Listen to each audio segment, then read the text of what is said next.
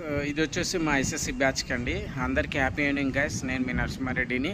గత ఒక 10 years నుంచి నేను ట్రై చేస్తున్నాను. అంటే ఒక 4-5 years నుంచి మ్యాక్సిమం నేను ట్రై చేస్తున్నాను మా ఎస్ఎస్సి గ్రూప్లతో ఇన్వైట్ చేయడానికి అందరినీ అండ్ గేదర్ చేయడానికి. బట్ ఎవ్వరు సపోర్ట్ ఇవ్వట్లేదు లేదు. అది ఎందుకో నాకైతే తెలియట్లేదు గైస్. అండ్ మీ ఎస్ఎస్సి బ్యాచ్లో ఇలాగనే జరిగిందా అంటే గెట్ టుగెదర్ పెట్టుకుంటా అని మళ్ళీ బ్యాక్ ఇచ్చి మళ్ళీ పెట్టుకుంటాను మళ్ళీ బ్యాక్ ఇచ్చి ఇలా ఏమైనా జరిగిందా లేదంటే మాకే జరుగుతుందా కామెంట్ చేయండి గైస్. ఎందుకంటే గత 4 years నుంచి నేను ట్రై చేస్తున్నాను బట్ ఎవరు సపోర్ట్ చేయట్లేదు మా ఎస్ఎస్సి బ్యాచ్. ఓకేనా గైస్. ఎందుకంటే అప్పుడు ఎలా ఉన్నామో ఇప్పుడు అందరు పెద్దగా అయిపోయారు, పెళ్ళిళ్ళు అయినాయి, పిల్లలు అయినారు, ఎవరి లైఫ్లో వాళ్ళు బిజీ ఉన్నారు.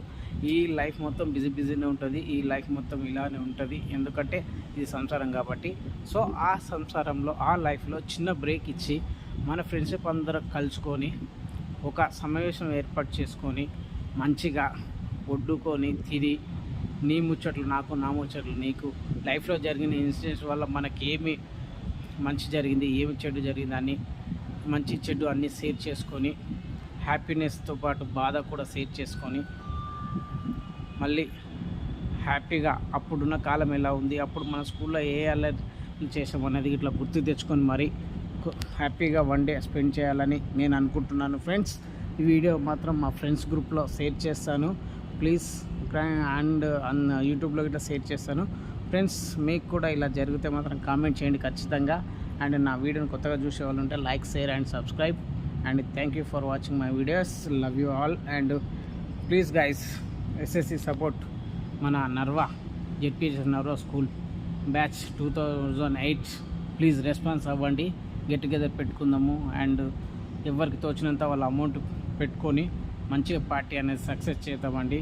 ఎన్నో విషయాల్లో మనం ఖర్చు చేస్తుంటాం, ఎన్నో డబ్బులు అనేది ఖర్చు చేస్తుంటాం. అది మంచికైనా చెడుకైనా వగరే ఏదైనా సరే. బట్ ఇప్పుడు మాత్రం గెట్ టుగెదర్ చేసుకుంటే మళ్ళీ తర్వాత మనం కలుస్తాం తెలియదు. ఎందుకంటే ఇప్పుడున్న కాలంలో ఎవరు ఎప్పుడు పుట్టుకుంటారో తెలియదు.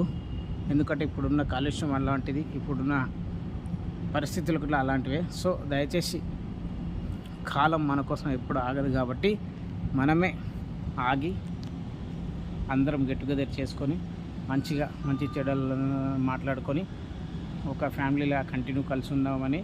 అండ్ ఆపదలు ఎవరికైనా ఆపద ఉన్నా సరే అందరూ రెస్పాన్స్ అవ్వండి. ఓకేనా.